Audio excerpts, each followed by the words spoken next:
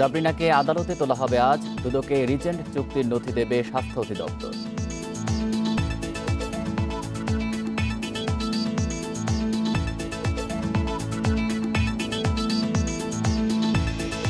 দেশের ১৬ প্রতিষ্ঠানে বিদেশগামীদের করোনা নমুনা সংগ্রহ শুরু আজ। রিপোর্ট ১২ ঘণ্টায়।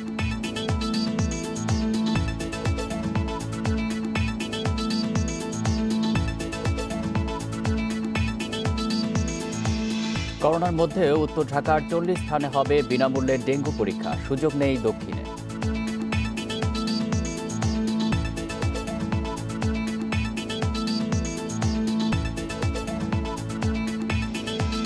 এবং সিলেটে ১০০ কোটি টাকার পাথর নিলাম হচ্ছে কাল, নিষেধাজ্ঞার পরও মজুত করা হয়।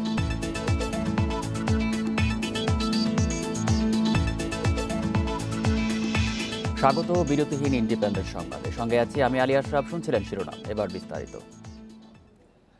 রাজধানী সহ দেশের বিভিন্ন স্থানে রাত থেকে টানা বৃষ্টি হচ্ছে।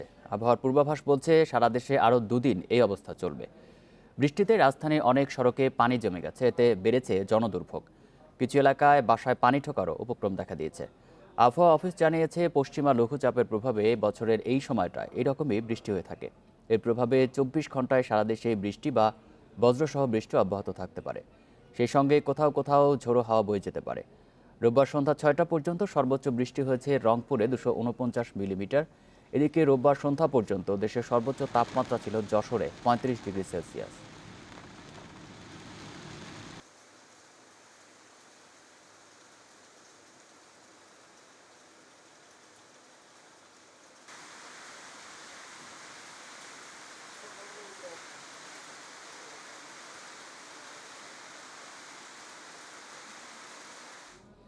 রাজধানীর জলাবদ্ধতার খবর জানাতে তেজগাঁও থেকে আমাদের সাথে যোগ দিয়েছেন সহকর্মী মাহমুদ শরীফ।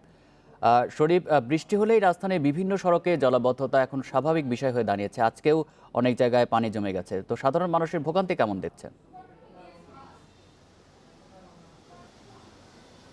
আসলে বৃষ্টির কারণে যে জলাবদ্ধতা তৈরি হয়, এর জন্য ঢাকায় এখন যারা অফিসগামী মানুষ আছেন তাদের ভোগান্তিটা একটু বেশি। কারণ আমি যদি একটু দেখাতে চাই যে এই তেজগাঁর যে এই সড়ক যেমন পানিতে তলিয়ে গেছে, এমন ঢাকার বিভিন্ন এলাকার বিভিন্ন সড়ক পানিতে তলিয়ে গেছে। অনেক বাসাবাড়িতেও পানি উঠে গেছে। কারণ ঢাকার যে সোয়ারেজ ব্যবস্থা বা পয়ঃনিষ্কাশন ব্যবস্থা, এইসব আসলে ঠিকমতো পানি যেসব বৃষ্টির কারণে জলাবদ্ধতা তৈরি হয় যেসব এলাকায়, সেসব এলাকা থেকে পানি সরে যেতে না পারার কারণেই কিন্তু এই জলাবদ্ধতা তৈরি হয়। এবং এই জলাবদ্ধতার কারণে আমি ঢাকার বেশ কয়েকটি এলাকায় দেখেছি যে কিছুটা যানজটও তৈরি হয়েছে। কারণ যখন সড়কে বা বিভিন্ন মোড়ে জলাবদ্ধতা তৈরি হয়, তখন সেখানে গাড়ি এক লেনে বা গাড়ি খুব ধীরগতিতে চলে, যে কারণে গাড়ি স্বাভাবিক গতিতে চলতে না পারার কারণেই মূলত যানজট দেখা দেয়। এবং যানজট দেখা দেওয়ার ফলে কিন্তু অফিসগামী মানুষ যারা আছেন তাদের ভোগান্তিতে পড়তে হয়। একটি বিষয় হচ্ছে যে এই করোনাকালেও ঢাকায় কিন্তু যানজট আসলে এখন তেমনটা নেই। তবে আজকে এই এই জলাবদ্ধতার কারণে মূলত বেশ কয়েকটি পয়েন্টে আমি সকালে দেখেছি যানজট তৈরি হয়েছে। এবং এখন আমি যে এলাকার দৃশ্যটি দেখাচ্ছি, যে সড়কের দৃশ্যটি দেখাচ্ছি, এটি কিন্তু বেশ জনবহুল একটি সড়ক বা গণপরিবহন মোটামুটি বেশ চলাচল করে। এই সড়কে কিছুক্ষণ আগেও যানজট লেগে গিয়েছিল, তবে এখন সেই যানজটটি নেই। এখানে যারা আছেন, বিভিন্ন আশপাশের যেসব প্রতিষ্ঠান আছে সেসব প্রতিষ্ঠানের যারা নিরাপত্তারক্ষী বা যারা আছেন দায়িত্বে, তারা মূলত এই যানজট নিয়ন্ত্রণে কিছুটা কাজ করেছেন। কারণ আমরা জানি যে এই অফিস চলাকালে যেসব এলাকায় যানজট তৈরি হয়, সেসব এলাকায় যদি বৃষ্টিতে পানি জমে যায়, তখন সেই এলাকার যে মানুষের ভোগান্তি সেটি কিন্তু অনেক বেড়ে যায়। আমি একটু যদি বলতে চাই যে ঢাকার যেসব প্রধান সড়ক রয়েছে, এর মধ্যে আমরা বিভিন্ন সময় দেখে থাকি যে সামান্য বৃষ্টি হলেই পানি জমে যাওয়ার প্রবণতা বা জলাবদ্ধতার যে প্রবণতা সেটি এখনও আছে। বিশেষ করে মিরপুর এলাকায় যেসব সড়ক রয়েছে সেখানে কিন্তু মেট্রো রেলের কাজ চলছে। এই মেট্রো রেলের কাজ চলার কারণে ওইসব এলাকার রাস্তা অনেকটাই সরু হয়ে গেছে। এবং মেট্রো রেলের কাজের কারণে সেসব এলাকার যেসব ড্রেনেজ ব্যবস্থা রয়েছে সেগুলি বলা চলে অনেকটাই বিকল। এবং সেই কারণে ওইসব এলাকাতে জলাবদ্ধতা বা যানজট তৈরি হওয়া এই বৃষ্টির কারণে সেটি অনেকটাই বেশি। এছাড়া সংসদ ভবন এলাকার আশপাশে বেশ কয়েকটি পয়েন্টে পানি জমে গেছে, অর্থাৎ সেই সব সড়কে 2 লেনের জায়গায় সেখানে 1 লেন দিয়ে গাড়ি চলাচল করছে। আর সবচেয়ে জলাবদ্ধতায় আরেকটি ভোগান্তির জায়গা হচ্ছে ধানমন্ডির 7 মসজিদ এলাকা, অর্থাৎ রাপা প্লাজা এলাকা। ওই এলাকাতেও জলাবদ্ধতা তৈরি হয়েছে, যেটি আসলে সামান্য বৃষ্টি হলে ওইসব এলাকাতে জলাবদ্ধতা দেখা দেয়। আজকে যেহেতু অনেক বৃষ্টিপাত হয়েছে, সারা রাতে অনেক বৃষ্টি হয়েছে, এ কারণে ওই এলাকার জলাবদ্ধতা অনেকটা বেশি এবং ভোগান্তিও অনেকটা বেশি। এছাড়া আমরা এর আগেও বিভিন্ন বৃষ্টিতে দেখে থাকি মালিবাগ, খিলগাঁও সহ আশপাশের যে এলাকা রয়েছে রামপুরা, সেসব এলাকাতেও জলাবদ্ধতা তৈরি হয়েছে আজকে। এবং একটি বিষয় হচ্ছে যে আজকের যে এই বৃষ্টি সেটি কিন্তু এখন থেমে গেছে, অর্থাৎ এখন থেমে থেমে বৃষ্টি হচ্ছে। যদিও রাতে মুষলধারে বৃষ্টি হয়েছে, সেই মুষলধারে বৃষ্টি এখন নেই। আকাশ মেঘলা রয়েছে এবং 2-1টি ফোঁটা বা গুড়ি গুড়ি যে বৃষ্টি সেটি এখন অব্যাহত আছে। তবে আবহাওয়া অধিদপ্তরের তথ্য মতে এই বৃষ্টিটি আরও বেশ কয়েকদিন চলবে। আমরা যে বিষয়টি দেখছি যে এবার দেশের বিভিন্ন জেলাতে বন্যা হচ্ছে এবং এই বন্যা প্রবণ এলাকায়ও বৃষ্টির মাত্রা অনেকটাই বেশি, এবং এই বৃষ্টির মাত্রা বেশি হবার কারণে সেসব এলাকার মানুষেরও কিন্তু ভোগান্তি দিন দিন বেড়েই চলছে। কারণ একে তো বন্যা, আরেক বৃষ্টি থামছে না, অর্থাৎ যারা এই বন্যার কারণে বিভিন্ন জায়গায় আশ্রয় নিয়েছেন সেখানেও তাদের বৃষ্টির সম্মুখীন হতে হচ্ছে, বা বৃষ্টির কারণে তাদের যে অস্থায়ী আবাসস্থল সেখানেও তাদেরকে নানা সমস্যায় পড়তে হচ্ছে। আর ঢাকার চিত্র যদি বলতে চাই, যে ঢাকায় যারা আসলে দিনমজুর রয়েছেন বা শ্রমজীবী মানুষ রয়েছেন, তাদেরও কিন্তু এই বৃষ্টির কারণে অনেকটা ভোগান্তি পোহাতে হয়। কারণ যারা দিন আনে দিন খায় তারা এই বৃষ্টির মধ্যে কাজকর্ম করতে পারে না, এবং যারা রাস্তায় রিক্সা নিয়ে নামেন তাদেরও কিন্তু যাত্রী সংকটে পড়তে হয়। সব কিছু মিলে ঢাকায় যে জলাবদ্ধতা সেটি এখনও রয়েছে। এ নিয়ে আসলে এখন তেজগাঁও এলাকার চিত্র দেখালাম, আমি পরের সংবাদে হয়তো অন্য এলাকার চিত্র আপনাদেরকে দেখাবো। তেজগাঁও থেকে জানাচ্ছিলেন সহকর্মী মাহমুদ শরীফ। দুদিনের টানা বৃষ্টিতে রংপুর সিটি কর্পোরেশনের 8টি ওয়ার্ডে জলাবদ্ধতা দেখা দিয়েছে। আর জানাতে রংপুর থেকে যুক্ত হয়েছেন সহকর্মী নজরুল ইসলাম। নজরুল, রংপুরের কি পরিমাণ বৃষ্টি হয়েছে আর শহরের কোন কোন এলাকায় জলাবদ্ধতা দেখা দিয়েছে জানাবেন। মূলত প্রথমে জানিয়ে রাখি যে গতকাল কিন্তু যে বৃষ্টিটা হয়েছে সেটা 249 মিলিমিটার বৃষ্টিপাত হওয়ার কারণে কিন্তু সকাল থেকে যে বৃষ্টিটা হয়েছে হওয়ার পরে আমরা দেখেছি যে রংপুরে 8টি এলাকায় কিন্তু এরকম জলাবদ্ধতা, যেটি আমি দেখাচ্ছি চাই একটু, যে এটি কিন্তু একটি রাস্তা রয়েছে। এই রাস্তা দিয়ে রংপুরের কিন্তু মেন জায়গাগুলোতে যাওয়া যায়। এই রাস্তাটি কিন্তু এখন পানির নিচে তলিয়ে আছে। এরকম করে 8টি ওয়ার্ডের বিভিন্ন জায়গায় কিন্তু জলাবদ্ধতা হওয়ার কারণে সাধারণ মানুষ কিন্তু একটা ভোগান্তির শিকার হচ্ছে। তার সাথেই যে পানিগুলো এখন নিষ্কাশনের যে ব্যবস্থা এটি কিন্তু না থাকার কারণে কিন্তু এই পানি আরও 4-5 দিন থাকবে বলে আসলে পানি উন্নয়ন বোর্ডের পক্ষ থেকে জানানো হয়েছে। সিটি মেয়র যেমনটি জানিয়েছেন যে এই ড্রেনেজ ব্যবস্থা করার পরে ড্রেনেজ তার পানি ভর্তি হওয়ার কারণে, ভরে যাওয়ার কারণে, আর শ্যামাসুন্দরী খাল ভরে যাওয়ার কারণে কিন্তু এই পানি জলাবদ্ধতা দেখা দিচ্ছে। এটি যদি বৃষ্টি না হয় 3-4 দিনের ভেতরে এটি নেমে যাবে, কিন্তু বৃষ্টি হলে আরও এই জলাবদ্ধতা বেড়ে যাবে আর ভোগান্তি বেড়ে যাবে। আরেকটি বিষয় জানিয়ে রেখেছি, রংপুরে কিন্তু বাড়িঘরে এবং ফসলের জমি কিন্তু ক্ষতি হয়েছে কিন্তু রাস্তাঘাট যেসব রয়েছে এটি প্রায় 30টি রাস্তা চলাচলের অনুপযোগী হয়ে পড়ছে। সাধারণ মানুষ যে ভোগান্তিতে শিকার হয়েছে এটি কিন্তু রংপুরে যে 5টি উপজেলা রয়েছে, গঙ্গাছড়া, পীরগাছা, কাউনিয়া, তারাগঞ্জ এবং রংপুর সদরের কিছু অংশ আমরা যদি জানতে পেরেছি। এবং জেলা প্রশাসনের পক্ষ থেকে যে কেরান সহায়তা দেওয়া হচ্ছে এটি কিন্তু অনেক অপূরণীয়। কারণ যেটি দেওয়া হচ্ছে এটি কিন্তু সবাই পাচ্ছে না, যারা পাচ্ছে তারাই দেখা যাচ্ছে যে তাদের বাড়ি ঘরে পানি না ওঠার হলেও তারা পাচ্ছে, কারণ তাদের তালিকা সরে করা হয়েছে। আমি জেলা প্রশাসনের কথা বলছি, তিনি যেমনটি জানিয়েছেন যে যাদেরকে ত্রাণ দেওয়া হবে তাদের তালিকাই করা হচ্ছে, এবং যাদেরকে দেওয়া হবে না তারা পানিতে যারা তলিয়ে যায়নি তাদেরকে দেওয়া হবে না। এই বিষয়গুলো কিন্তু তারা দেখভাল করছে। রংপুর থেকে জলাবদ্ধতার খবর জানাচ্ছিলেন সহকর্মী নজরুল ইসলাম। মধ্যাঞ্চলের বন্যা পরিস্থিতি অপরিবর্তিত রয়েছে, বাড়ছে বানভাসী মানুষের দুর্ভোগ। উত্তরে বন্যার পানি ধীরে ধীরে নামলেও এখনও পানিবন্দী লাখো মানুষ। ফরিদপুরে পানির তোড়ে ভেঙে গেছে আলিয়াবাদ ইউনিয়নের শহর রক্ষা বাঁধ। পদ্মার পানি বাড়ায় মুন্সিগঞ্জের 3 উপজেলা প্লাবিত হয়েছে। এছাড়া যমুনা ও পদ্মার পানি বাড়তে থাকায় মানিকগঞ্জের 3 উপজেলার মানুষ পানিবন্দী হয়ে পড়েছে। বন্যার কারণে রাজবাড়ীর বিভিন্ন উপজেলার বাসিন্দারা পড়েছেন খাবার ও বিশুদ্ধ পানির সংকটে। পশুখাদ্যেরও সংকট দেখা দিয়েছে। টাঙ্গাইলে পানিবন্দী হয়ে পড়েছে 6 উপজেলার 2.25 লাখ মানুষ। পানি উঠে যাওয়ায় শরীয়তপুরে নড়িয়া জাজিরা সড়কে যান চলাচল বন্ধ আছে। আগামী এক সপ্তাহের মধ্যে পদ্মার পানি বিপদসীমার নিচে নামতে পারে বলে জানিয়েছে পানি উন্নয়ন বোর্ড। তবে সে সময় দেখা দিতে পারে নদী ভাঙন।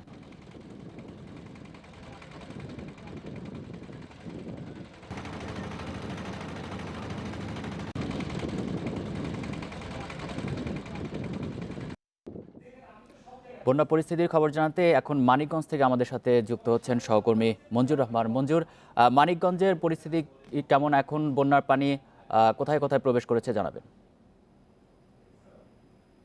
আসলে মানিকগঞ্জে এখন আর কোথাও বাকি নেই যে বন্যা পানি যে প্রবেশ করেনি, তো এমনটি আর জায়গা ফাঁকা নেই। তবে আপনাকে একটি বিষয় জানিয়ে রাখি যে গত 12 ঘন্টায় মানিকগঞ্জে কিন্তু কোনো পানি বাড়েনি। তবে এখন পর্যন্ত কিন্তু পদ্মা এবং যমুনায় 72 সেন্টিমিটার উপর দিয়ে কিন্তু পানি প্রবাহিত হয়েছে। এটা আমাকে জানিয়েছেন যে পানি উন্নয়ন বোর্ডের যে গেজ রিডার আরিচা পয়েন্টের ফারুক আহমেদ, তিনি আমাকে জানিয়েছেন যে গত 12 ঘন্টায় তেমন পানি বাড়েনি। তবে এখন পর্যন্ত 72 সেন্টিমিটার উপর দিয়ে পদ্মা যমুনার পানি কিন্তু প্রবাহিত হয়েছে। আরেকটি বিষয় হলো যে আপনি জানেন যে মানিকগঞ্জে হরিরামপুর এবং দৌলতপুর এবং শিবালয় এই 3টি উপজেলা কিন্তু আপনার পদ্মা এবং যমুনা বেষ্টিত এলাকা, এবং এইখানে প্রতি বছরই বলা চলে যে পানি আসলে উত্তরাঞ্চলে পানি যখন বৃদ্ধি পায় তখন কিন্তু এইসব অঞ্চলে পানি ঢুকে পড়ে। এবং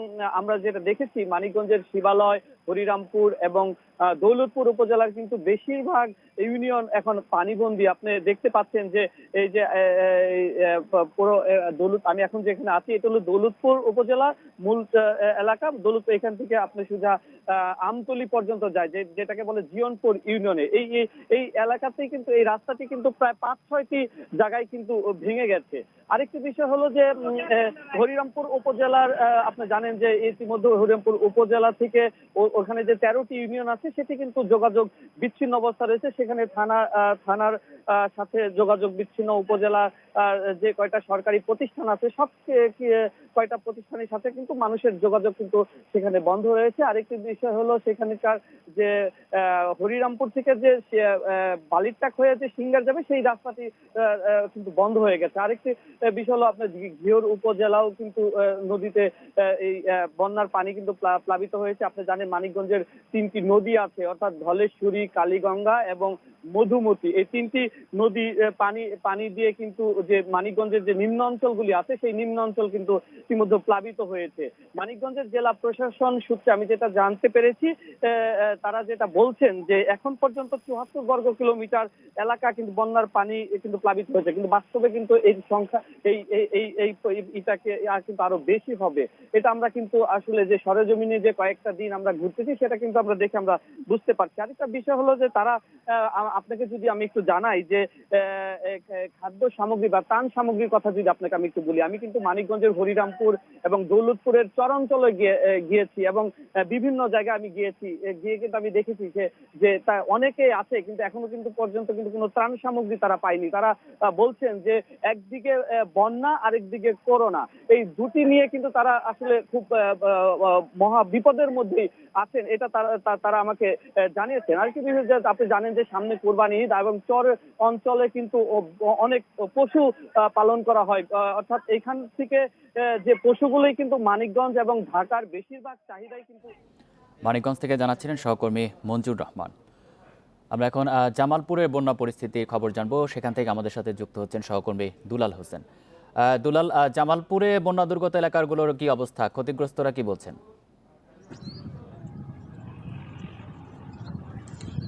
জামালপুরে 2 দফায় বন্যায় প্রায় 1 মাসের কাছাকাছি সময় চলে গেছে। এসব বন্যায় কিন্তু জামালপুর জেলার 7টি উপজেলা এবং 8টি পৌরসভার কমপক্ষে 2.5 লক্ষ পরিবারের 8.5 লাখ মানুষ কিন্তু এখনো পানিবন্দী হয়েছে। দীর্ঘদিন এসব বনবাসী মানুষ পানিবন্দী থাকায় তাদের দুর্ভোগ দুর্দশা কিন্তু চরম আকারে ধারণ করেছে। আমি ইসলামপুর, দেওয়ানগঞ্জ এবং সদরের বেশ কয়েকটি উপজেলায় ঘুরেছি এবং বানবাসী মানুষের সাথে কথা বলেছি। তারা জানিয়েছেন দীর্ঘ 1 মাস যাবৎ 2 দফা বন্যা এবং করোনার কারণে তাদের কিন্তু তারা অনেক শ্রমজীবী মানুষ, দিনমজুর, এরা কিন্তু কর্মহীন রয়েছে। কর্মহীন থাকার কারণে তাদের হাতে কিন্তু টাকা পয়সা নেই। এই জন্য তাদের মাঝে চরম খাদ্য সংকট দেখা দিয়েছে। তারা বলছেন যে প্রশাসনের পক্ষ থেকে এই বিগত এক মাসে কোনো কোনো পরিবার 10 কেজি, কোনো কোনো পরিবার 5 কেজি চাউল পেলেও অনেক পরিবারের কাছে কিন্তু এখন পর্যন্ত ত্রাণ সামগ্রী পৌঁছে নেই। আর আমি যদি পানির কথা বলি, গতকাল 24 ঘন্টায় কিন্তু আবারও যমুনার পানি বাড়তে শুরু করে, এতে তৃতীয় দফার বন্যায় উৎকণ্ঠা এবং আতঙ্কের মধ্যে পড়ে জামালপুরের বানবাসী প্রায় 8.5 লাখ মানুষ।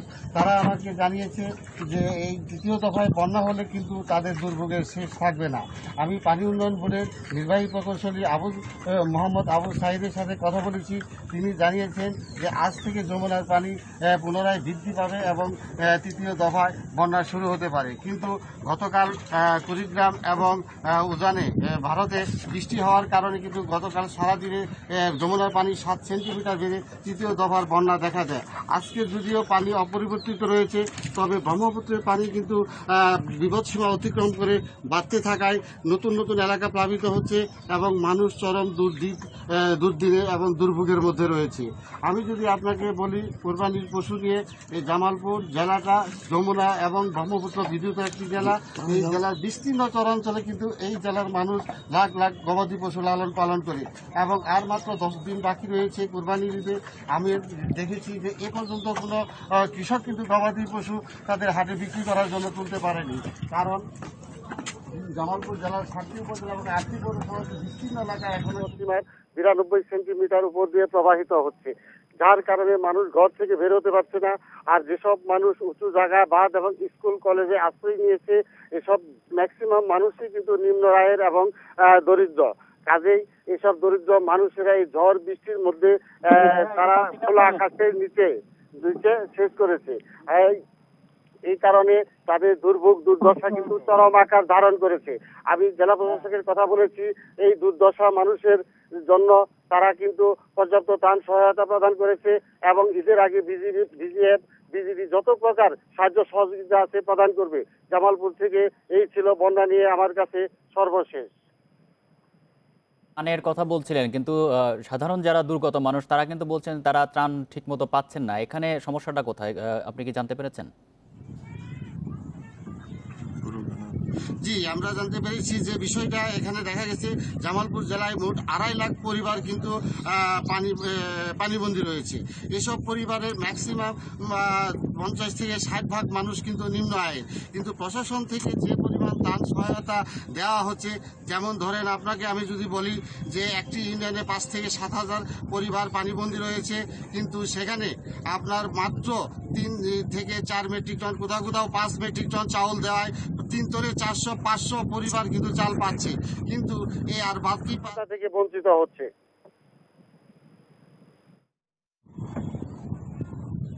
যে সাধারণত আমরা দেখি যখন বন্যার পানি নামতে শুরু করে তখন নানা ধরনের রোগের প্রাদুর্ভাব দেখা যায়, বিশেষ করে পানিবাহিত রোগগুলি। এটির জন্য প্রশাসনের পক্ষ থেকে আগাম কোনো ব্যবস্থা কি নেওয়া হয়েছে?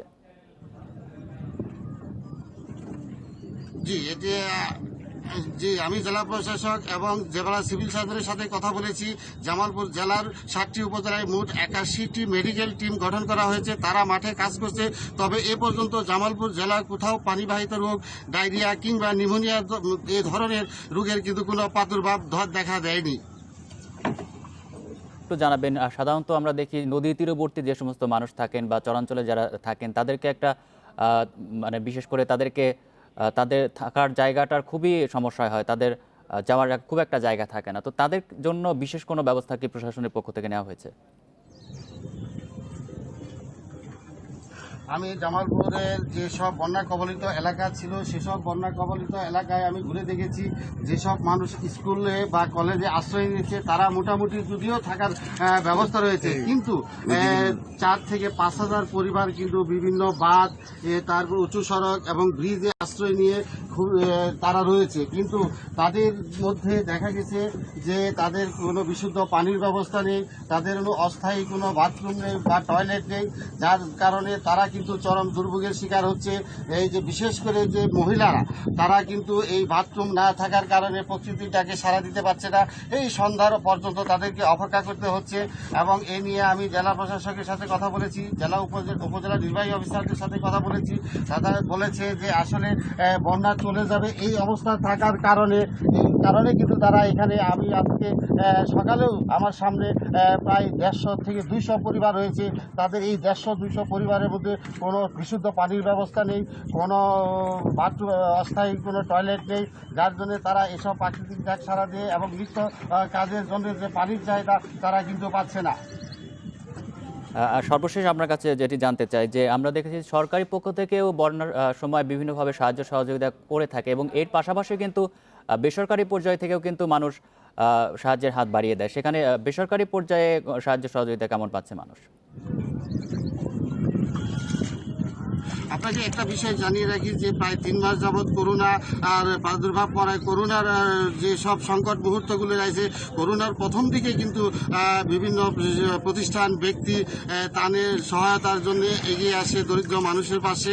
এবং আমরা অতীতেও দেখেছি যে গত বছরও যে 161 সেন্টিমিটার যমুনার পানি বৃদ্ধি পায়, সর্বকালে যে ভয়াবহ বন্যা ছিল, তখনও কিন্তু ব্যক্তি, প্রতিষ্ঠান এবং বিভিন্ন সংস্থা কিন্তু মানবিক সহায়তায় এগিয়ে আসছে। কিন্তু এবার লক্ষ্য করছি 2 দফার বন্যায় আমাদের চোখে এ পর্যন্ত ব্যক্তি বা কোনো প্রতিষ্ঠানের সাহায্যের তেমন আমরা লক্ষ্য করতে পারিনি। জেলা প্রশাসনের পক্ষ থেকে, সরকারের পক্ষ থেকে যেসব ত্রাণ সহায়তা মজুদ রয়েছে, সে দিয়ে কিন্তু তারা এই বানভাসী মানুষের মধ্যে প্রশাসন, বানভাসী মানুষ এবং যারা বিভিন্ন স্থানে আশ্রয় নিয়েছে তাদের কিন্তু সহযোগিতা করার চেষ্টা চালিয়ে যাচ্ছে। তবে প্রশাসন যে সাময়িক ত্রাণ তৎপরতা চালিয়ে যাচ্ছে তা কিন্তু দুলাল হোসেন, আপনাকে অসংখ্য ধন্যবাদ। জামালপুর থেকে জানাচ্ছিলেন সহকর্মী দুলাল হোসেন। 2 দিনের রিমান্ড শেষে জেকেজি হেলথ কেয়ারের চেয়ারম্যান ডাক্তার সাবরিনা আরিফকে আজ আদালতে তোলা হতে পারে। করোনার নমুনা পরীক্ষা ভুয়া প্রতিবেদন দেওয়ার মামলায় গ্রেপ্তার ডাক্তার সাবরিনা গত শুক্রবার থেকে 2য় দফা রিমান্ডে আছেন। শুক্রবার ঢাকা মেট্রোপলিটন ম্যাজিস্ট্রেট মাসুদুর রহমান সাবরিনার 2 দিনের রিমান্ড মঞ্জুর করেন। মামলার তদন্ত কর্মকর্তা পুলিশের গোয়েন্দা শাখার পরিদর্শক লিয়াকত আলী 5 দিনের রিমান্ড আবেদন করলেও আদালত সাবরিনার 2 দিনের রিমান্ড মঞ্জুর করে। এর আগে গত 13 জুলাই ঢাকার metropolitan magistrate Shahinur Rahman doctor সাবরিনাকে 3 দিনের রিমান্ডে পাঠিয়েছিলেন। জেকেজি চেয়ারম্যান ডাক্তার সাবরিনা আরিফকে 12 জুলাই গ্রেপ্তার করে ঢাকা মহানগর পুলিশ। এর আগে টাকার বিনিময়ে নমুনা সংগ্রহ ও ভুয়া রিপোর্ট দেওয়ার অভিযোগে গ্রেপ্তার হন ডাক্তার সাবরিনার স্বামী আরিফুল হক চৌধুরী সহ 6 জন।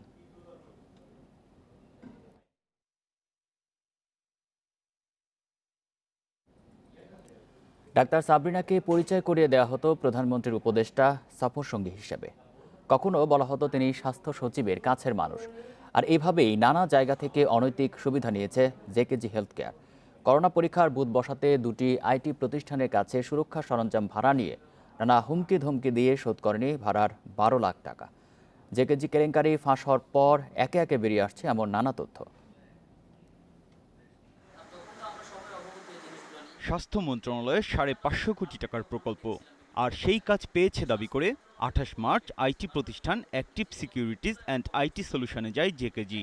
Archway, hand metal detector, thermal scanner সহ নানা সুরক্ষা সামগ্রী ভাড়া নেয় তাদের কাছ থেকে।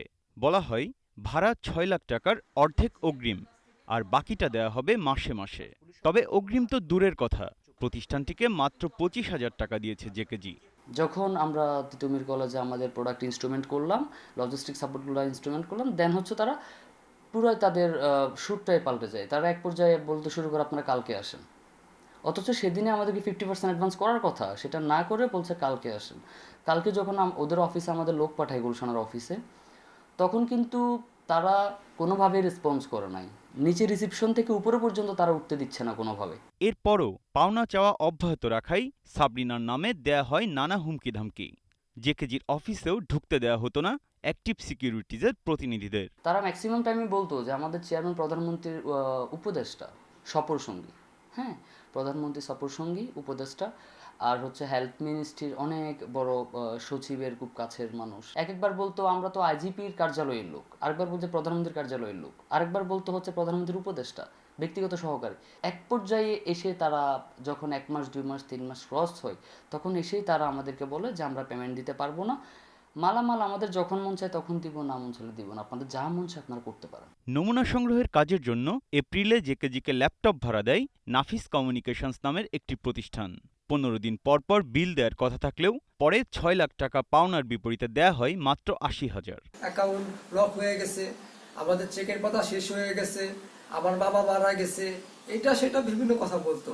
তা আমরা তাদের এখানে যেতাম, তাদের অফিসে যেতাম, তাদের অফিসে গেলে তাদের যে সিকিউরিটি আছে আমাদের উপরে উঠতে দিত না। এখন আমরা নিশ্চয় হয়ে গেছি। আমি আমার এই অফিস ছেড়ে দিয়েছি, আমার বাসা ছেড়ে দিয়েছি, আমি এখন আমার গ্রামের বাড়ি চলে আসছি। জেকেজি হেলথ কেয়ারের বিরুদ্ধে মামলা হয়েছে 4টি। এর মধ্যে একটি প্রতারণার, 2টি ভাঙচুরের ও আরেকটি আত্মসাতের। প্রতারণা মামলায় জেকেজির প্রধান নির্বাহী আরিফুল হক চৌধুরী, তার স্ত্রী সাবরিনা আরিফ চৌধুরী সহ গ্রেপ্তার করা হয়েছে 7 জনকে। Biprajit Chanda, Independent News, Dhaka. Regent হাসপাতাল সংক্রান্ত নথিপত্রের মূল কপি দেখতে চায় দুদক। এজন্য রোববার দুপুরে স্বাস্থ্য অধিদপ্তরে অনুসন্ধান চালিয়েছে দুদকের একটি তদন্ত দল। আজ নথিপত্র দুদকে জমা দেওয়া হবে বলে জানিয়েছে স্বাস্থ্য অধিদপ্তর। করোনা পরীক্ষায় জালিয়াতির পর থেকেই আলোচনায় রিজেন্ট হাসপাতাল। প্রতিষ্ঠানটির সঙ্গে চুক্তি নিয়ে সমালোচনার মুখে স্বাস্থ্য অধিদপ্তরও। রিজেন্টের সঙ্গে স্বাস্থ্য অধিদপ্তরের চুক্তির নানা দিক খতিয়ে দেখছে দুর্নীতি দমন কমিশন। এরই মধ্যে 2 দফায় রিজেন্ট সংক্রান্ত নথিপত্র জমা দেওয়া হয়েছে দুদকের কাছে। রোববার স্বাস্থ্য অধিদপ্তরে যায় দুদকের 4 সদস্যের তদন্ত দল। অনুমোদন আছে কিনা, তারা পয়সা করে খাচ্ছে কিনা, বিভিন্ন অভিযোগের সাথে অভিযোগের ফাইলটাতে এই মুহূর্তে আমার কাছে নাই, ডিটেলস আপনাদের বলতে পারতেছি না। মূলত অনুমোদন সংক্রান্ত সরকারি কর্মকর্তা কর্মচারী জড়িত আছে কিনা, তারপরে এই সংক্রান্ত কাগজগুলি আমরা মূলত চেয়েছি। পরে সংবাদ সম্মেলনে স্বাস্থ্য অধিদপ্তর জানায়, জমা দেওয়া নথিপত্রের মূল কপি দেখতে চেয়েছে দুদক। তারা সোমবারই সেগুলো জমা দেবেন। তারা আগেও এসেছিলেন এবং কিছু কাগজপত্র চেয়েছিলেন, সেগুলো সত্যায়িত ফটোকপি তাদের পৌঁছে দেওয়া হয়েছে। আজ তারা এসেছিলেন সেগুলোর মূল কপি চাইতে, যাতে করে সত্যায়িত ফটোকপির সাথে মিলিয়ে নিতে পারে। আগামীকালকে তা দুদকের অফিসে পৌঁছে দেওয়া হবে। আমরা এই তদন্ত দলকে পূর্ণ সহযোগিতা প্রদান করছি এবং করব। দুদকের আইনজীবী জানিয়েছেন, রিজেন্ট ইস্যু ছাড়াও স্বাস্থ্য অধিদপ্তরের নানা বিষয় নিয়ে তদন্ত করা হচ্ছে। সে যে লাইসেন্স করেছে রিজেন্টের সঙ্গে সে বৈধ কিনা, এবং তার প্রিভিয়াস যিনি আপনার ছিলেন, ওই স্বাস্থ্য মন্ত্রণালয়ের যিনি সচিব ছিলেন, হ্যাঁ, তার সমস্ত কার্যক্রম এখন দুদকের স্ক্যানিং এর ভিতরে। তাই আমরা মনে করি যে এটা দুদকের অত্যন্ত একটা ভালো পদক্ষেপ। আমরা সবার সহযোগিতা চাই। রিজেন্টের সঙ্গে চুক্তি নিয়ে সমালোচনার মুখে স্বাস্থ্য অধিদপ্তর 11 জুলাই দাবি করে, মন্ত্রণালয়ের ঊর্ধ্বতন কর্তৃপক্ষের নির্দেশে ওই চুক্তি হয়েছিল। পরে অধিদপ্তরের বক্তব্যের ব্যাখ্যা চায় মন্ত্রণালয়। সাবেক স্বাস্থ্য সচিবের নির্দেশে রিজেন্টের সঙ্গে চুক্তি হয়েছিল বলে দাবি করেন স্বাস্থ্য অধিদপ্তরের মহাপরিচালক। Hasan Misbah, independent News, Dhaka. উত্তরার 11 নম্বর সেক্টর থেকে রিজেন্টের মালিক মোহাম্মদ শাহেদের একটি গাড়ি জব্দ করেছে পুলিশ। সেই গাড়ি থেকে অস্ত্র, গুলি ও মাদক উদ্ধার হয়েছে। রোববার রাতে তাকে নিয়েই অভিযান চালায় গোয়েন্দারা। পরে অস্ত্র ও বিশেষ ক্ষমতা আইনে 2টি মামলা করা হয়েছে। এদিকে স্বরাষ্ট্রমন্ত্রী জানিয়েছেন, শাহেদের বিরুদ্ধে দ্রুত চার্জশিট দেওয়া হবে। বুধবার সাতক্ষীরা থেকে গ্রেপ্তারের পর বৃহস্পতিবার আদালতে হাজির করে শাহেদকে 10 দিনের রিমান্ডে নেয় পুলিশ। এর মধ্যেই গতরাতে শাহেদকে নিয়ে উত্তরায় অভিযানে যায় সংস্থাটি। এ সময় শাহেদের ব্যক্তিগত গাড়ি থেকে 1 রাউন্ড গুলিসহ একটি অস্ত্র, ফেন্সিডিল ও বিদেশি মদ উদ্ধার করা হয়। এই ঘটনায় অস্ত্র ও বিশেষ ক্ষমতা আইনে 2টি মামলা হয়েছে। এছাড়া শাহেদের বিরুদ্ধে উত্তরা পশ্চিম থানায় 6টি ও পল্লবীতে 2টি প্রতারণা মামলা হয়েছে বলে জানায় পুলিশ। ড্রাইভিং সিটের পিছনের সিটে শাহিদের দেয়া বক্তব্য মতেই সে একটা পিস্তল বের করে দেয়। আর এই উদ্ধারের ভিত্তিতে শাহেদের এগেনস্টে 2টি মামলা হয়েছে। শিক্ষা খাতে এবং অন্যান্য অনেক সেক্টরে তার আরও অনেক ইরেগুলারিটিস পাওয়া যায়, অ্যানোমালিজ আমরাও দেখতে পাচ্ছি, তদন্তে বের হয়ে আসছে। র্যাব জানিয়েছে, হটলাইনে শাহেদের বিরুদ্ধে 140টি অভিযোগ জমা পড়েছে। এছাড়া বিভিন্ন জনের কাছ থেকে 10 কোটি টাকা জালিয়াতির অভিযোগ এসেছে। চাকরি দিবে বলে একটি বিশাল অঙ্কের টাকা অনেকের কাছ থেকে নিয়েছেন। এর পাশাপাশি বিভিন্ন জায়গায় বদলির জন্য উনি সুপারিশ করবেন এই মর্মে টাকা নিয়েছেন। বালু ভরাটের কাজ, রড, সিমেন্ট, বিটুমিনের সাপ্লাইয়ের কাজ এরকম বলে বিভিন্ন টাকা উনি আত্মসাৎ করেছেন। সরকারি এবং বেসরকারি ব্যাংক থেকেও আমরা বিভিন্ন ধরনের অভিযোগ প্রাপ্ত হয়েছি। এদিকে এক অনুষ্ঠানে স্বরাষ্ট্রমন্ত্রী আসাদুজ্জামান খান বলেন, শাহেদের মতো প্রতারকদের যারা মদত দিয়েছে তাদের বিষয়ে খতিয়ে দেখা হবে। তার বিরুদ্ধে যেগুলো মামলা রয়েছে অবশ্যই সেগুলো ইনকোয়ারি হচ্ছে। আমাদের পুলিশের যেটা কর্তব্য সেটা কিন্তু করছে এবং চলমান রয়েছে, এবং যেগুলিতে সে এখন অভিযুক্ত হয়েছে এগুলো আমরা খুব শীঘ্রই তার নামে চার্জশিট আমরা দিয়ে দিই। প্রতারণা সহ শাহেদের বিরুদ্ধে এখন পর্যন্ত মোট 64টি মামলা হয়েছে। Khaled Raihan, independent News, Dhaka. আজ থেকে শুরু হচ্ছে বিদেশগামী যাত্রীদের করোনা নমুনা সংগ্রহ। ঢাকায় 3টি সহ সারা দেশে 16টি হাসপাতাল ও প্রতিষ্ঠানে করা হবে বিদেশগামীদের করোনা পরীক্ষা। রিপোর্ট পাওয়া যাবে 12 ঘন্টায়। রাজধানী মহাখালী ডিএনসিসি মার্কেটের 10টি অস্থায়ী বুথে সকালে শুরু হবে নমুনা সংগ্রহ। স্বাস্থ্য অধিদপ্তরের মহাপরিচালক আবুল কালাম আজাদ জানান, নমুনা দেওয়ার সময় পাসপোর্ট সহ যাত্রীদের বিমান টিকিট দেখাতে হবে এবং পরীক্ষার ফি পরিশোধ করতে হবে। বাংলাদেশ থেকে আকাশপথে বিদেশগামীদের জন্য আগামী 23 জুলাই থেকে করোনা ভাইরাস পরীক্ষার সনদ নেওয়া বাধ্যতামূলক করা হয়েছে।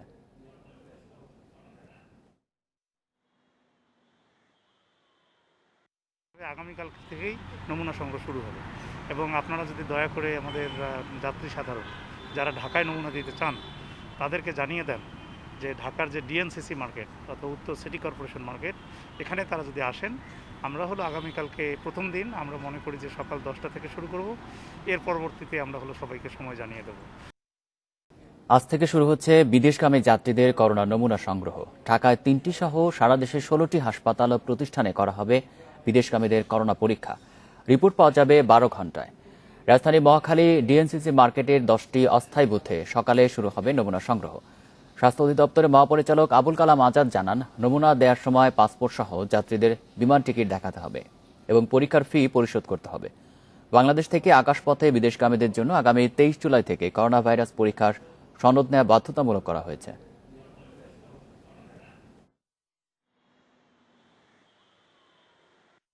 আগামীকাল থেকেই নমুনা সংগ্রহ শুরু হবে, এবং আপনারা যদি দয়া করে আমাদের যাত্রী সাধারণ যারা ঢাকায় নমুনা দিতে চান তাদেরকে জানিয়ে দেন যে ঢাকার যে ডিএনসিসি মার্কেট অর্থাৎ উত্তর সিটি কর্পোরেশন মার্কেট, এখানে তারা যদি আসেন, আমরা হলো আগামীকালকে প্রথম দিন আমরা মনে করি যে সকাল 10টা থেকে শুরু করব।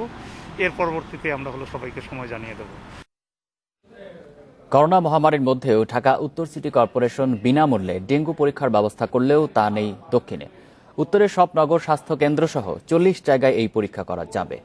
ডিসেম্বর পর্যন্ত বিনামূল্যে ডেঙ্গু পরীক্ষা চালিয়ে যাওয়ার কথা জানিয়েছে উত্তর সিটি কর্পোরেশন। গত বছর ডেঙ্গুর প্রকোপে নাকাল হয়েছিল রাজধানীবাসী, তাই এবার বর্ষা মৌসুমের শুরু থেকে উত্তর সিটির সব এলাকায় চালানো হচ্ছে ডেঙ্গু বিরোধী চিরুনি অভিযান। মোহাম্মদপুর নগর সেবা কেন্দ্র অন্তঃসত্ত্বা মায়েদের স্বাস্থ্যসেবা দেওয়ার পাশাপাশি এখানে হচ্ছে ডেঙ্গুর পরীক্ষা।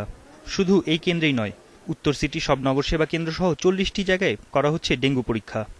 অনেক সময় দেখা যাচ্ছে যে NS1 ওই পজিটিভ আসার পরে আবার দেখা গেছে ওটার যদি আপনার 7 দিন ওভার হয়ে যায় অথবা 15 দিন ওভার হয়ে যায়, তখন NS1 নেগেটিভ আসে, অথচ IgM IgG পজিটিভ আসতে পারে।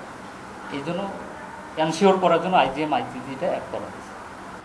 IgM এর 10 মাইক্রোসিরাম দিয়ে ওখানে 2-3 পর বাফার দিতে হবে, আর NS1 এ আপনার 100 মাইক্রোসিরাম দিয়ে ওখানে কোনো বাফার দিতে হবে না। এই 15-20 মিনিট পর রেজাল্ট দেখতে হবে। ডেঙ্গু পরীক্ষার জন্য নগর সেবা কেন্দ্রগুলোতে 5000 কিট দিয়েছে উত্তর সিটি কর্পোরেশন। প্রয়োজনে আরও কিট দেওয়ার কথা জানিয়েছে কর্তৃপক্ষ। গত মে মাস থেকে যাবৎ 269টা পরীক্ষা হয়েছে এবং এর মধ্যে 11টা আপনার পজিটিভ আসছে। চিন্তা করছি যে আমরা এটা দীর্ঘ সময়ই রাখবো। আমরা নেক্সট এই মাসেও থাকবে অগাস্ট সেপ্টেম্বর, আমরা আগামী ডিসেম্বর পর্যন্ত আমরা রাখার চিন্তা ভাবনা করছি। আমরা ইনিশিয়ালি আমরা 5000 আমরা ডিস্ট্রিবিউট করেছি, 5000 কিট, এবং আরো 5000 আমরা মজুদ রেখেছি আর কি। তবে দক্ষিণ সিটি কর্পোরেশনে এখনো এমন কোনো পরিকল্পনা নেয়নি, ফলে বিনামূল্যে ডেঙ্গু পরীক্ষার সুবিধা পাচ্ছেন না দক্ষিণের বাসিন্দারা। ডেঙ্গু টেস্টের কোনো পরিকল্পনা করা হয় নাই, সে বিষয়ে কোনো সিদ্ধান্ত নেওয়া হয় পর্যন্ত আমাদের প্রোগ্রামে নাই আর কি। এবছর দেশে এরই মধ্যে ডেঙ্গুতে আক্রান্ত হয়েছেন 3 শতাধিক, এর মধ্যে ঢাকা শহরেই 2.5 শতাধিক। গত বছর ডেঙ্গুতে মারা গেছেন 179 জন। আর আক্রান্ত হয়েছিলেন 1,13,054 জন।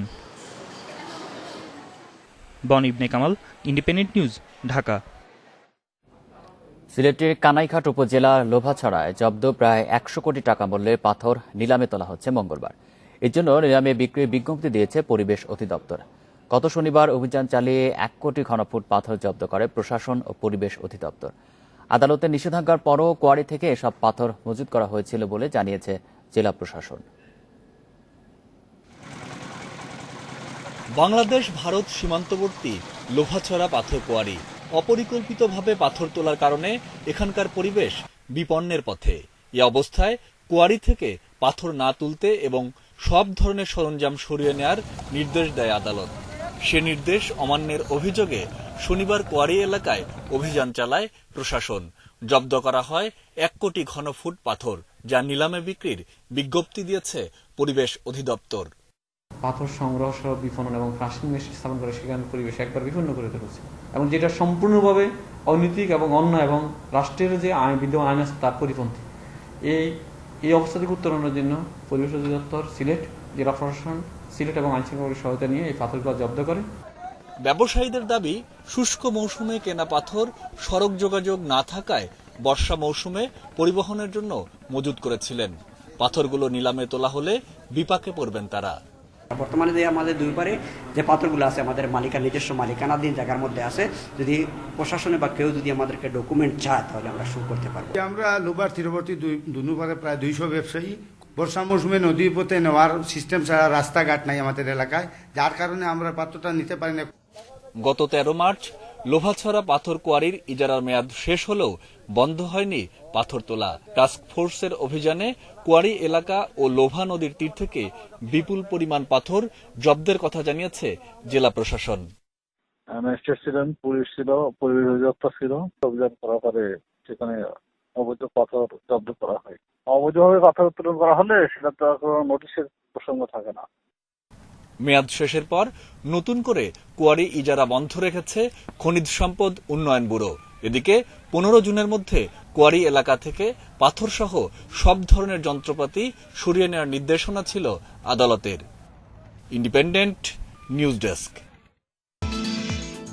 ব্রাহ্মণবাড়িয়ায় পুলিশের এএসআই আমির হোসেন হত্যা মামলার প্রধান আসামি মামুন র্যাবের সাথে গোলাগুলিতে নিহত হয়েছে। শনিবার গভীর রাতে সদর উপজেলার মাছিহাতা ইউনিয়নের চাঁদপুর বাজারের পাশে এই ঘটনা ঘটে। র্যাব 14 ভৈরব ক্যাম্পের সহকারী পরিচালক চন্দন দেবনাথ জানান, মামুনকে ধরতে চাঁদপুর বাজারে অভিযান চালায় র্যাবের একটি দল। এ সময় মামুনের বাহিনী গুলি চালালে র্যাবও পাল্টা গুলি চালায়। এতে মামুন গুলিবিদ্ধ হয়, বাকিরা পালিয়ে যায়। আহত মামুনকে জেলা সদর হাসপাতালে নিয়ে গেলে কর্তব্যরত চিকিৎসক তাকে মৃত ঘোষণা করেন। র্যাব জানায়, ঘটনাস্থল থেকে বিদেশি পিস্তল, গুলি ও একটি ছুরি উদ্ধার করা হয়েছে। শুক্রবার সাদা পোশাকে ব্রাহ্মণবাড়িয়া সদর উপজেলায় অভিযানের সময় দুর্বৃত্তদের ছুরিকাঘাতে নিহত হন সদর থানায় পুলিশের এএসআই আমির হোসেন। খুলনায় করোনার নমুনা পরীক্ষার রিপোর্ট পেতে ভোগান্তির শেষ নেই। 2 সপ্তাহ পরেও অনেকে জানতে পারছেন না ফল। পরিস্থিতি বুঝে কেউ কেউ নিজ থেকেই যোগাযোগ করছেন ল্যাবে। অবশ্য রোগী ভোগান্তির এই দায় নিচ্ছে না কেউ। হাসপাতাল কর্তৃপক্ষ, সিভিল সার্জন অফিস ও পিসিআর ল্যাব কর্তৃপক্ষ সবারই আছে নিজস্ব অজুহাত। খুলনার বেসরকারি ব্যাংক কর্মকর্তা রুবায়েতুল আহমেদ রুবেল গত 29 জুন খুলনা মেডিকেল কলেজে করোনা পরীক্ষার জন্য নমুনা জমা দেন। 2 সপ্তাহেরও বেশি সময় পার হলেও রিপোর্ট না পাওয়ায় নিরুপায় হয়ে দ্বিতীয়বার নমুনা দিয়ে আসেন। করোনার লক্ষণ উপসর্গ দেখা দিলে আমি আইসোলেটেড হই। 29 জুন আমি খুলনা মেডিকেলের ফ্লু কর্নারে নমুনা পরীক্ষা করতে দিই। আজ পর্যন্ত আমি আমার রিপোর্টটি পাইনি। এমন সমস্যায় ভুগছেন অনেকেই। করোনা উপসর্গ নিয়ে নমুনা দিয়ে এসেও দিনের পর দিন অপেক্ষা করতে হচ্ছে ফল জানতে। তারা নমুনা সংগ্রহ করে নিয়ে যায়, কিন্তু আমরা এখন পর্যন্ত তার কোনো রিপোর্ট আমরা জানতে পারিনি। গত 22 June Khulna medical college flu কর্নারে আব্বুর স্যাম্পল দিয়ে আসি, কিন্তু আজ পর্যন্ত তারা আমাকে কোনো মেসেজ বা কলের মাধ্যমে জানায়নি যে নেগেটিভ না পজিটিভ। খুলনা মেডিকেল কলেজের পিসিআর ল্যাবে প্রতিদিন নমুনা সংগ্রহ হয় 500-রও বেশি, তবে পরীক্ষা হয় প্রায় 300 নমুনা। প্রতিদিনই অপরীক্ষিত নমুনা থেকে যাওয়ায় নমুনা জটে ভোগান্তির শিকার হচ্ছেন রোগীরা। তবে পিসিআর ল্যাব কর্তৃপক্ষের দাবি, যেখানে নমুনা দেওয়া হয় সেখানেই দ্রুততার সাথে রিপোর্ট পাঠিয়ে দেওয়া হয়। যেখানে জমা দিয়েছে সেখানে আমরা পাঠিয়ে দিচ্ছি। যে এখানে তারা রিপোর্টের জন্য আসে। এটার জন্য আমরা অনেক বিড়ম্বনার শিকার হচ্ছি। আজকে আমাদের একটা মিটিং এ আমাদের আলোচনা হয়েছে সমন্বয়ে যে এরা যাতে সংশ্লিষ্ট যারা দায়িত্বপ্রাপ্ত আছে তারা রিপোর্টগুলো ডেলিভারি ব্যাপারে যেন আরো সচেতন হয়। করোনা নমুনার রিপোর্ট নিয়ে ভোগান্তির দায় না নিয়ে একে অন্যের উপর দায় চাপাচ্ছে হাসপাতালের ফুলুকন্যার ও সিভিল সার্জন কার্যালয়। ওরা যদি আমাদেরকে রিপোর্টটা না দেয় যেটা কিভাবে জানাবো? কেএমসি ল্যাব থেকে আমাদেরকে যেটা দিবে সেটাই আমরা জনগণকে জানা দিব মেসেজের মাধ্যমে। রিটেনলি যেটা আমরা ডেভেলপ করছি গত 1 সপ্তাহ বা 10 দিন এরকম হবে। স্যাম্পল নেওয়ার স্থকে আমরা সঠিকভাবে দিয়ে আসছি, এখানে সমন্বয়িত কোনো প্রশ্নই নেই। সুতরাং তারা যখন রিপোর্টটা দিচ্ছে, রিপোর্টটা দেওয়ার সময় তাদের বেশ কিছু অবহেলা বলে মনে হচ্ছে আমার কাছে। নমুনা জট কমাতে এ মাসে খুলনা থেকে ২৭০০টি নমুনা ঢাকায় পাঠানো হয়েছে। অভিজিৎ পাল, ইন্ডিপেন্ডেন্ট নিউজ, খুলনা। 2 বছরের মধ্যে 11 দেশের সঙ্গে দ্বিপাক্ষিক বাণিজ্য চুক্তি করতে যাচ্ছে সরকার। এর কোনোটি হবে অগ্রাধিকারমূলক বাজার সুবিধার চুক্তি, আর কোনোটি মুক্ত বাণিজ্য চুক্তি। বাণিজ্যমন্ত্রী জানিয়েছেন 2024 সালে স্বল্পোন্নত দেশের তালিকা থেকে উত্তরণ পরবর্তী ঝুঁকি এড়াতে নেওয়া হয়েছে এই উদ্যোগ, যা শুরু হবে আগামী মাসেই ভুটানের সঙ্গে চুক্তির মাধ্যমে। অর্থনীতি কিংবা বাজার সব হিসেবেই বাংলাদেশের চেয়ে পিছিয়ে ভুটান। এরপরও দ্বিপাক্ষিক বাণিজ্যে এগিয়ে দেশটি। পরিসংখ্যান বলছে 2018-19 অর্থ বছরে দেশের মধ্যে 450 কোটি টাকার বাণিজ্য হয়, যার 90 ভাগই ভুটানের। ফল, নির্মাণ সামগ্রী আর রাসায়নিক রপ্তানি করে। আর বাংলাদেশ থেকে গেছে তৈরি পোশাক, প্লাস্টিক পণ্য, ওষুধসহ হাতে গোনা কিছু পণ্য। বাণিজ্যের পরিমাণ বাড়াতে অগ্রাধিকারমূলক চুক্তি পিটিএ করতে যাচ্ছে দুদেশ, যার আওতায় বাংলাদেশের 100 পণ্য ভুটানে প্রবেশে শুল্কমুক্ত সুবিধা পাবে। একই সুবিধা নিয়ে বাংলাদেশে আসবে 34 ভুটানি পণ্য। ভুটানের সাথে সব শেষ পর্যায়ে আমরা ফাইনালি অপেক্ষা করছি, একটা ভেটিং এর জন্য পাঠাইছি ল মিনিস্ট্রিতে। ওইটা ওকে করলেই আমরা মন্ত্রী পরিষদে পাঠাবো, ওখান থেকে অ্যাপ্রুভ হলে আমরা সই করে দেবো। আমরা কিছু এখানে আইটি কোম্পানি ওখানে কাজ করছে, কিন্তু ওখানে এখন অনেক স্কোপ আছে। ফর এক্সাম্পল যেমন এখানে রিয়েল এস্টেট সেক্টরও ওখানে যেতে পারে বাংলাদেশ থেকে। তারপরে ইভেন অটোমোবাইল এখানে আমরা এখন বাংলাদেশে ম্যানুফ্যাকচার করছি। So Bhutan is a potential market. যখন সব এগ্রিমেন্ট থাকবে তখন আমাদের পোর্ট ইউজেজ, আমি যদি ট্রানজিট ফ্যাসিলিটি যদি ভারতের উপর দিয়ে ওনারা গুডসগুলো নিয়ে আসে, তখন মংলা পোর্ট ওনারা ইউটিলাইজ করতে পারবেন। দ্বিপাক্ষিক বাণিজ্য চুক্তির তালিকায় এরপরই আছে নেপাল আর ইন্দোনেশিয়ার নাম। প্রথম পর্যায়ে অন্তত 15টি দেশের সঙ্গে মুক্ত বাণিজ্য চুক্তির সম্ভাব্যতা যাচাই করেছে সরকার, যেখানে সম্ভাবনাময় হিসেবে শ্রীলঙ্কা, থাইল্যান্ড, জাপান, দক্ষিণ কোরিয়া, সিঙ্গাপুর, মালয়েশিয়া সহ 11টি দেশকে চিহ্নিত করা হয়েছে। এখন চলছে দ্বিপাক্ষিক শর্ত মূল্যায়নের কাজ। আমাদের দেশের পণ্য যখন আরেকটা দেশের বর্ডারের ভেতরে ঢুকবে, বিহাইন্ড দ্য বর্ডার অনেক ব্যারিয়ার্স থাকে, সেটা স্ট্যান্ডার্ডসের দিক থেকে হতে পারে, বিভিন্ন রুলস, রেস্ট্রিকশনস, কোয়ান্টিটি রেস্ট্রিকশন, সেসব ব্যাপারে হতে পারে। তো এই মুক্ত বাণিজ্য চুক্তির মাধ্যমে শুধু ট্যারিফই নয়, আমার বিহাইন্ড দ্য বর্ডার অনেক ব্যারিয়ার্স, সেগুলো অনেক সহজ হয়ে আসে। রপ্তানি উন্নয়ন ব্যুরোর হিসাবে বিশ্বের 198টি দেশের সঙ্গে দ্বিপাক্ষিক বাণিজ্য রয়েছে বাংলাদেশের। স্বল্পোন্নত দেশ হিসাবে যার বেশিরভাগই বর্তমানে মিলছে শুল্কমুক্ত সুবিধা। Ruhul Amin, independent News, Dhaka. পাবনায় নজর কেড়েছে 30 মণ ওজনের গরু পালোয়ান। দাম হাঁকা হচ্ছে 15 লাখ টাকা। কোরবানির ঈদ সামনে রেখে দেশীয় পদ্ধতিতে গরুটিকে মোটাতাজা করার দাবি খামারি আব্দুল আল মাসুদের। পেট, লেজের গোছা ও পেছনের 2 পায়ের কিছুটা সাদা, বাকি পুরো শরীর কালো। এমনিতে শান্ত, তবে অপরিচিত কাউকে দেখলেই হয়ে ওঠে অশান্ত। এই তেজি ভাবের জন্যই তার নাম রাখা হয়েছে পালোয়ান। 2 বছর আগে 1,20,000 টাকায় গরুটি কেনেন চাটমোহরের দক্ষিণপাড়া গ্রামের আব্দুল্লাহ আল মাসুদ। ভুসি, ধানের কুড়া, খেসারি, জব, ভুট্টা, শুকনো খড়, কাঁচা ঘাস সব মিলিয়ে দিনে 10 কেজি খাবার দিতে হয় পালোয়ানকে। 4 বছর বয়সী গরুটির ওজন 30 মণ। কোরবানি ঈদ উপলক্ষে গরুটি বিক্রির সিদ্ধান্ত নিয়েছেন মাসুদ। দাম হাঁকছেন 15 লাখ টাকা। এরই মধ্যে দর উঠেছে 9 লাখ টাকা পর্যন্ত। আমার গরুটি এমনি শান্ত প্রকৃতির, কিন্তু অন্য মানুষ দেখলে গর্জন দিয়ে ওঠে। এই কারণে আমি আমার গরুর নামকরণ করি পালোয়ান। সে পালোয়ানের মতো গর্জন দিয়ে ওঠে। পালোয়ানের খবর সামাজিক যোগাযোগ মাধ্যমে ছড়িয়ে পড়ায় আশপাশের এলাকা থেকে গরুটি দেখতে যাচ্ছেন অনেকেই। আমি গরুটার ছবি তুলে কয়েকটা ফেসবুকে দিলাম। ফেসবুকে দেওয়ার পরে অনেকেই কমেন্ট করছে যে অসম্ভব, এগুলো কখনো এত ওজন হতে পারে না। তো আমি সবাইকে বলছি যে আপনি আসেন, আসার পর এখানে দেখেন। গরু মোটা তাজা করতে কোনো ওষুধ ব্যবহারে খামারিদের নিরুৎসাহিত করেন স্থানীয় প্রাণী সম্পদ কর্মকর্তা। উৎসাহিত করি যে মানুষের ক্রয় ক্ষমতার মধ্যে থাকে, মানুষ কিনতে পারে এই ওজনের বা এই সাইজের পশু কুরবানির জন্য তৈরি করা। অনেক বড় আকারে গরু তৈরি করা হলে দেখা যায় যে বিক্রি করার সমস্যা হয়, বিক্রি হয় না, খামারি ক্ষতিগ্রস্ত হয়। সব শঙ্কা কাটিয়ে এবার কোরবানির পশু বিক্রি করে আশানুরূপ লাভের আশা খামারিদের। Independent news desk. কিছুদিন আগে হওয়া প্রথম দফার বন্যার পানিতে ডুবে জামালপুরে পচে নষ্ট হয়েছে ২৫০০ হেক্টর জমির পাট, যার মূল্য প্রায় ৩০ কোটি টাকা। তারপর দ্বিতীয় দফা বন্যা শুরু হওয়ায় দ্বিগুণ ক্ষতির শঙ্কা কৃষক ও কৃষি বিভাগের।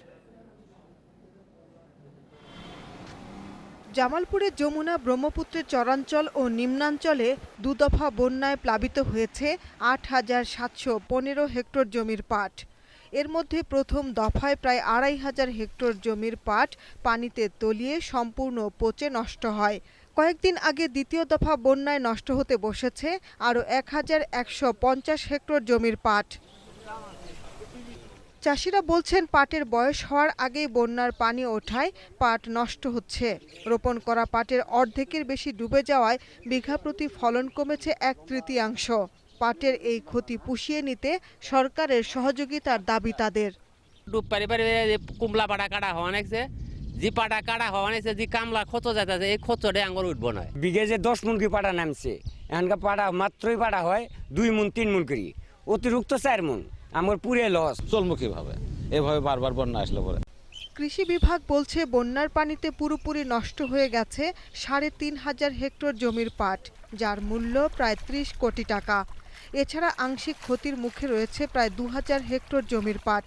বন্যার পানি থেকে বাঁচাতে অনেক জমির পাট অপরিণত বয়সে কাটা হয়েছে, ফলে উৎপাদন কমার পাশাপাশি ক্ষতি হয়েছে পাটের গুণগত মানেরও।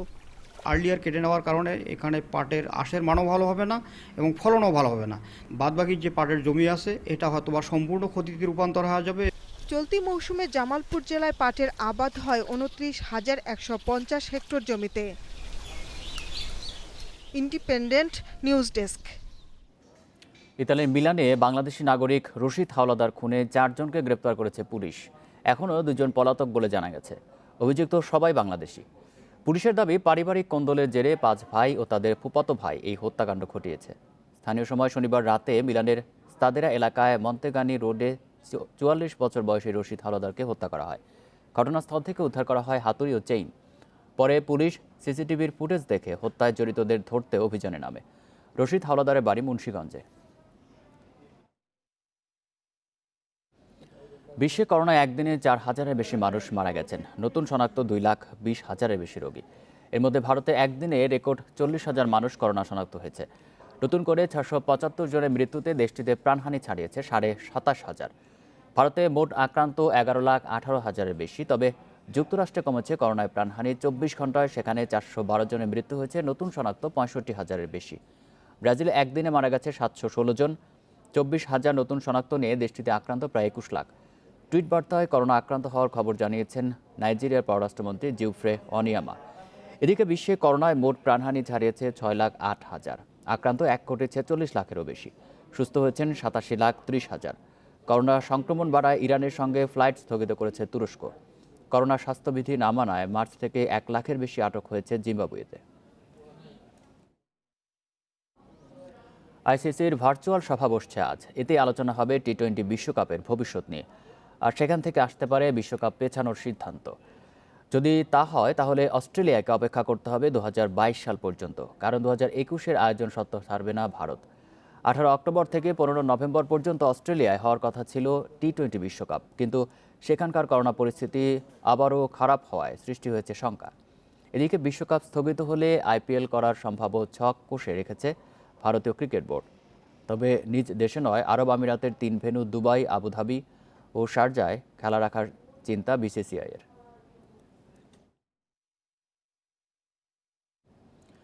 ক্রিকেট মাঠ দাপিয়ে অস্ট্রেলিয়াকে বানিয়েছেন বিশ্বসেরা। টেস্টেও অজিদের শ্রেষ্ঠত্বে শুরু তার নেতৃত্বেই। সেই কিংবদন্তি স্টিভ এবার বই লিখে আলোচনায়।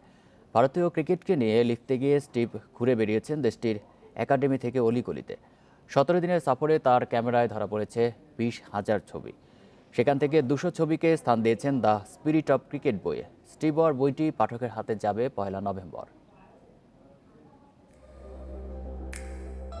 ব্যাট বলের সফলতার পেছনে যে দৃঢ় মনোভাব, উদ্যম আর প্রবল ইচ্ছাশক্তি থাকে তা ভালো করে জানতেন স্টিভ ওয়ার। তারপরও ক্রিকেট নিয়ে বই লিখতে ক্রিকেটকে ধ্যানজ্ঞান বানানো এক দেশের খোঁজে নামেন অজি কিংবদন্তি। দীর্ঘ 18 মাসের পরিকল্পনা শেষে গন্তব্য ঠিক করেন ওয়া। বেছে নেন ক্রিকেটকে ধর্ম হিসেবে আমলে নেয়া ভারতকে। কপিল শচীনদের দেশের ক্রিকেটকে নিয়ে লেখা বইয়ের নাম ঠিক করেন the spirit of cricket.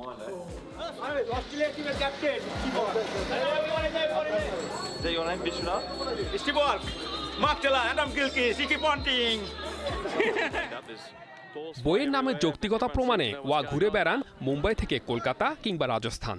Cricket খেলেছেন কখনো গলিতে, কখনো বা পাহাড়ের পাদদেশে, ছুটে গেছেন মরুভূমিতেও, আবার ছবিও তুলে রেখেছেন। কোচ হয়ে শিশুদের খেলা শিখিয়েছেন, পরামর্শ দিয়েছেন নারী দল কিংবা প্রতিবন্ধী ক্রিকেটারদের।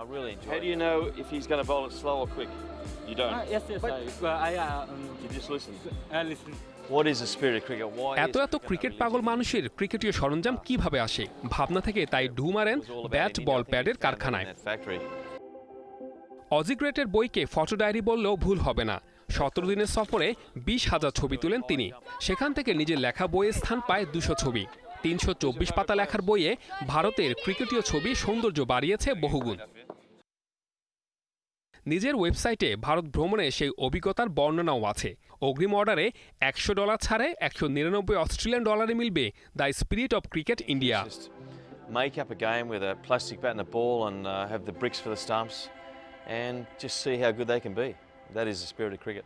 Saiful Majumdar, independent news. এই ছিল এখনকার সংবাদে। ইন্ডিপেন্ডেন্ট টেলিভিশনের সব খবরের আরও বিস্তারিত জানতে চোখ রাখুন ফেসবুক, ইউটিউব এবং টুইটারে। ধন্যবাদ সবাই।